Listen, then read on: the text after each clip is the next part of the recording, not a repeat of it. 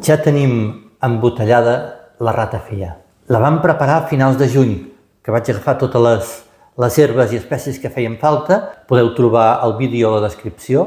Les vaig posar amb alcohol 45 graus, van estar 40 dies a sol i serena. Vol dir que estigui a l'exterior, que li toqui una mica el sol, diferència de temperatura entre dia i nit.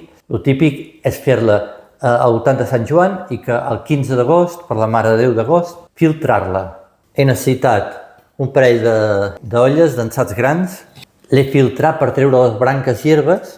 Li he passat el colador de tela, el xino, 2 vegades. I si vols que quedi més transparent, que no hi hagi pòsit, un filtre d'aquests de cafè i un embut i molta paciència, perquè va molt a poc. Si el hagués fet enverinat, ja l'hagués pogut embotellar directament, però com que l'he fet amb alcohol 45 graus, ho he rebaixat amb un xarop d'aigua i sucre.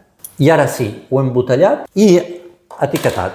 Ara ha d'estar 2 o 3 mesos de repòs. Per Tots Sants o per Nadal, segons les tradicions, podrem tastar la ratafia i us diré com ha quedat.